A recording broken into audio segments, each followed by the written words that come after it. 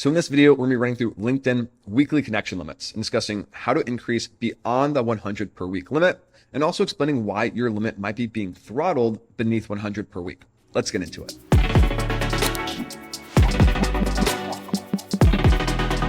So here's LinkedIn. Let's go find ourselves a profile where I'm not connected with him. Maybe there's Steve here.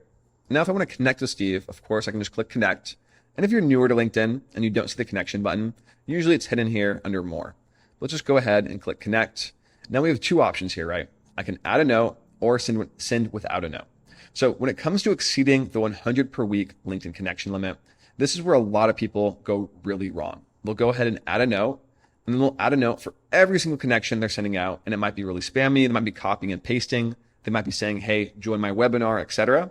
And just put yourself in the shoes of the receiver.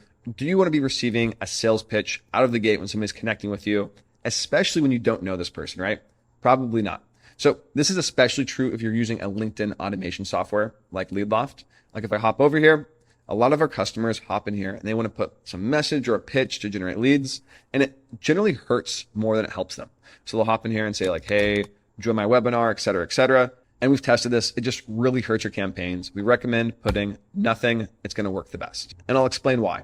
If I hop back into LinkedIn and I go over to my network, what LinkedIn is going to be tracking for is your acceptance rates of your LinkedIn connections, right? So say you send 100 connections and nobody accepts any of them. LinkedIn's going to take that as a very negative signal and basically see it as you're spamming people you don't know. Of course, if you knew all these people, there'd be a higher acceptance rate, right? So in my experience, it's somewhere around 30% acceptance rates is kind of where they start to throttle you. So if you're below a 30% acceptance rate, that's where to be careful. And if you're sending a message, especially a salesy message, it is the easiest way to get your connection acceptance rate to drop far below 30%. And you're actually even increasing the chances that when somebody hops in here and they click ignore, so let me just go to somebody I might not want to connect with, click ignore, they might even click, I don't know you. And when they click, I don't know you, LinkedIn's taking this as an even bigger indicator that you're connecting with people out of your network or potentially spamming people, or people don't want to be hearing from you.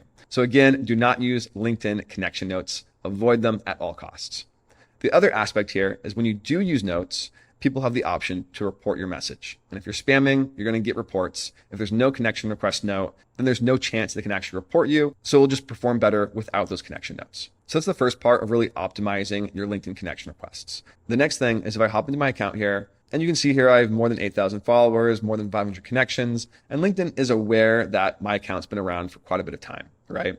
If you're a newer account, the chances of you just being a fake account and being there to spam people or just to promote something is much higher. So LinkedIn's gonna be much stricter with those newer accounts. So if you have a newer account, stay away from that 100 connection limit per week, maybe hover around 50 instead.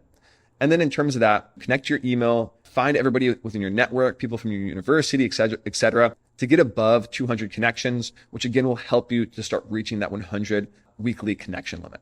The last two things you can do here is to use LinkedIn more, engage on it a lot, and get your social selling index up, and then subscribe to LinkedIn Sales Navigator. Of course, once you subscribe to LinkedIn Sales Navigator, LinkedIn will now understand that you're a customer, and they'll be a little bit more lenient with your 100 weekly connection limit, right? I will say, regardless of you being a subscriber or not, they're still going to punish you if you're spamming. So just because you're subscribed to LinkedIn Sales Navigator does not mean you can go out, send connection requests and spam people. They'll still punish you if you're spamming. That still takes a priority. Just make sure you optimize your outreach so you're getting high acceptance rates.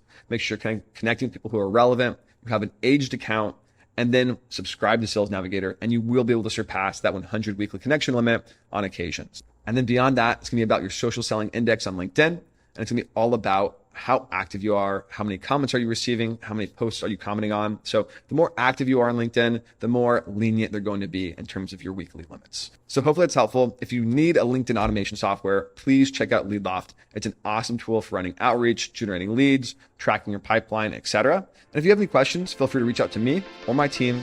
Otherwise, I'll see you guys in the next video.